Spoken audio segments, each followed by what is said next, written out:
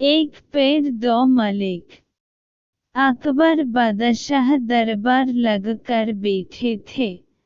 तभी राघव और केशव नाम के दो व्यक्ति अपने घर के पास स्थित आम के पेड़ का मामला लेकर आए। दोनों व्यक्तियों का कहना था कि वे ही आम के पेड़ के असल मालिक हैं, और दूसरा व्यक्ति झूठ बोल रहा है। चूंकि आम का पेड़ फलों से लदा होता है, इसलिए दोनों में से कोई उस पर से अपना दावा नहीं हटाना चाहता। मामले की सच्चाई जानने के लिए अकबर राघव और केशव के आसपास रहने वाले लोगों के बयान सुनते हैं, पर कोई फायदा नहीं हो पाता है। सभी लोग कहते हैं कि दोनों ही पेड़ को पानी देते थे, और दोनों ही पेड़ के आसपास कई बार देखे जाते थे। पेड़ की निगरानी करने वाले चौकीदार के बयान से भी साफ नहीं हुआ कि पेड़ का असली मालिक राघव है कि केशव है, क्योंकि राघव और केशव दोनों ही पेड़ की रखवाली करने के लिए चौकीदार को पैसे देते थे। अंत में अकबर थक हार कर अपने चतुर सलाहकार मंत्री बीरबल की सहायता लेते हैं।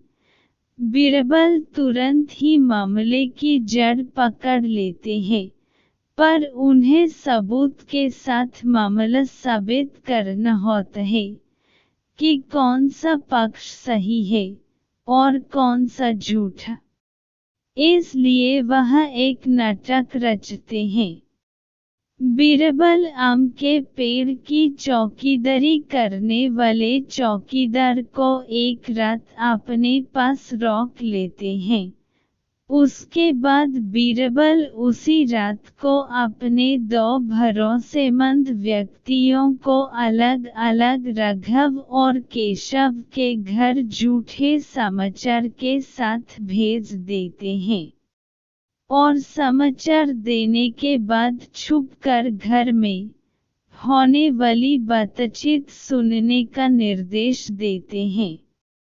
केशव के घर पहुंचा व्यक्ति बताता है कि आम के पेड़ के पास कुछ अज्ञात व्यक्ति पके हुए आम चुराने की फिराक में है, आप जाकर देख लीजिए।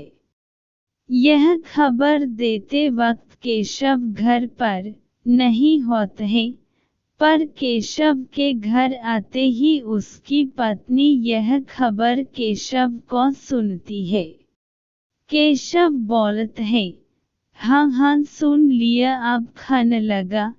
वैसे भी बादशाह के दरबार में अभी फैसला होने बाकी है, पता नहीं हमें मिलेगा कि नहीं, और खाली पेट चोरों से लड़ने की ताकत कहन से आएगी। वैसे भी चोरों के पास तो आजकल हथियार भी होते हैं।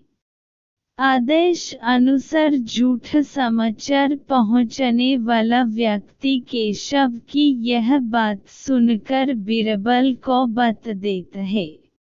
राघव के घर पहुंचा व्यक्ति बताता है, आपके आम के पेड़ के पास कुछ अज्ञात व्यक्ति पके हुए आम चुराने की फिराक में है, आप जाकर देख लीजिएगा।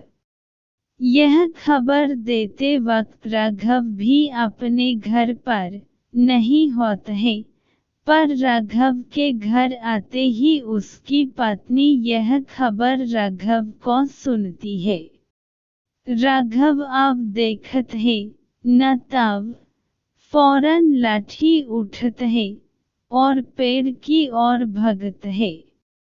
उसकी पत्नी आवाज लगती है, अरे खाना तो खा लो फिर जाना। राघव जवाब देता है कि खाना भग नहीं जाएगा, पर हमारे आम के पेड़ से आम चोरी हो गए तो वह वापस नहीं आएंगे। इतना बोल कर राघव दौड़ता हुआ पेड़ के पास चला जाता है।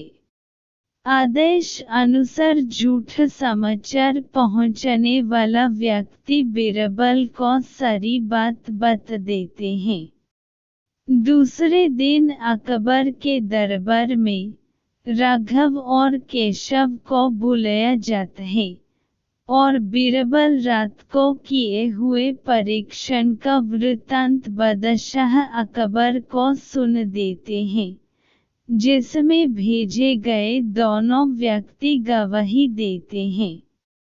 अकबर राघव को आम के पेड़ का मालिक घोषित करते हैं और केशव को पेड़ पर झूठ दावा करने के लिए कड़दंड देते हैं तथा मामले को बुद्धिपूर्वक चतुराई से सुलझने के लिए बीरबल की प्रशंसा करते हैं।